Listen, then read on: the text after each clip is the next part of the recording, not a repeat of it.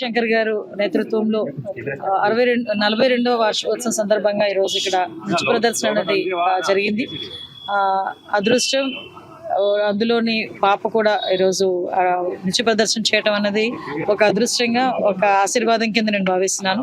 భవానీ శంకర్ గారి దగ్గర ఇంచుమించు చాలా సంవత్సరాల నుంచి పాప నేర్చుకుంటుంది. చాలా మంది ఈరోజు పెద్ద పెద్ద డాక్టర్లు, అదేవిధంగా అమెరికా నుంచి కూడా ఇక్కడికి వచ్చి ఎస్పెషల్లీ డ్యాన్స్ ప్రోగ్రామ్ చేయడానికి, భారతీయ నృత్య ప్రదర్శన చేయడానికి, కూచిపూడి చేయడానికి దూర ప్రాంతాల నుంచి వచ్చిన వాళ్ళు, అదేవిధంగా భారతీయ సంస్కృతి సాంప్రదాయాలని నెక్స్ట్ జనరేషన్ కూడా అందించాలని తపంతో అమెరికాలో సెటిల్ అయిన, చదువుల్లోని డాక్టర్స్గా, ప్రొఫెషనల్స్గా కూడా ఉన్న, యాక్టర్స్గా ఉన్న వాళ్ళు కూడా ఈరోజు ఇక్కడికి వచ్చి నృత్య ప్రదర్శన చేయడం నిజంగా చాలా ఆనందంగా ఉంది. ఇటువంటి కల్చర్ నెక్స్ట్ జనరేషన్స్ కూడా అందించాలని చేస్తున్న ఈ కృషికి ప్రభుత్వం తరపున కూడా అందరం కూడా సహాయ సహకారాలు అందించాలని మనస్ఫూర్తిగా కోరుకుంటున్నాం. మేడం, కూచిపూడి కళాకారులు అవుట్ స్టాండింగ్ పెర్ఫార్మ్ చేసినా కూడా చప్పట్లు కొట్టే వారి కోసం వెతుక్కునే పరిస్థితి. అంటే దీన్ని ఎంకరేజ్ చేయాలి అంటే మన తెలుగు కల్చర్ని ప్రొటెక్ట్ చేసుకోవడానికి ఎలాంటి ఇనిషియేషన్? ఈవెన్ మీ గురువు గారు కూడా చెప్పారు మీరు స్టూడెంటే అని.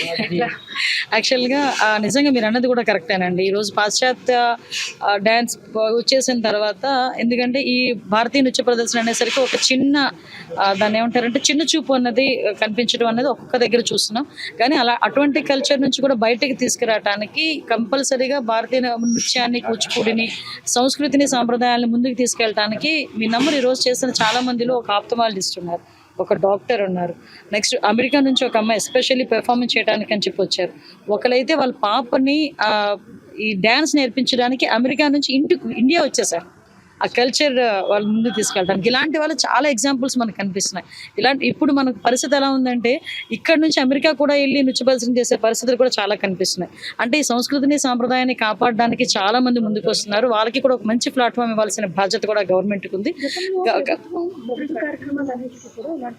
క్లాసికల్ డాన్సెస్ ఆ కార్యక్రమాన్ని పెట్టి మన సంస్కృతి సాంప్రదాయాన్ని ఎలివేట్ చేసే ప్రయత్నం చేయాలని నిర్ణయం తీసుకున్నారు. ఇది గత కొంతకాలం నుంచి జరుగుతుంది.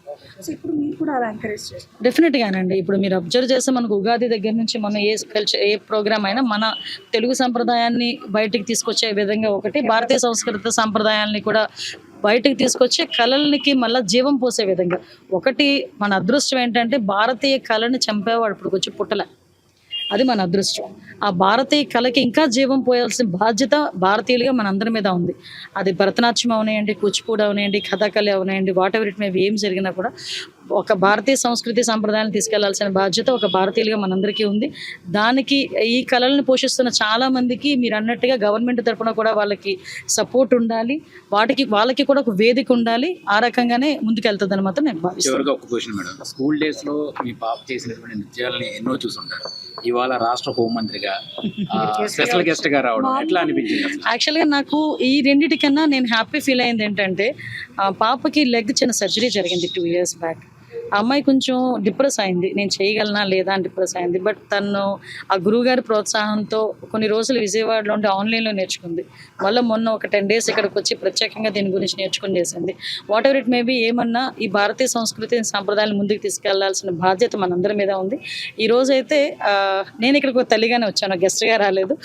ఒక హోంమంత్రిగా కాదు, ఒక తల్లిగా వచ్చాను.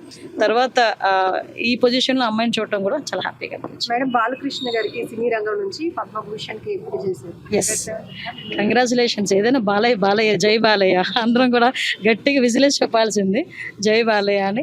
నిజంగా చాలా ఆనందంగా ఉంది. బాలయ్య బాబుకి ఈరోజు అవార్డు రావటం, అది కూడా అత్యున్నతమైన పద్మభూషణ్ అవార్డు రావటం కూడా కంగ్రాచులేషన్స్ బాలయ్య. అందరూ మీరు మా అందరికీ ఉన్నారు, మేము మీ అందరికీ ఉన్నాం.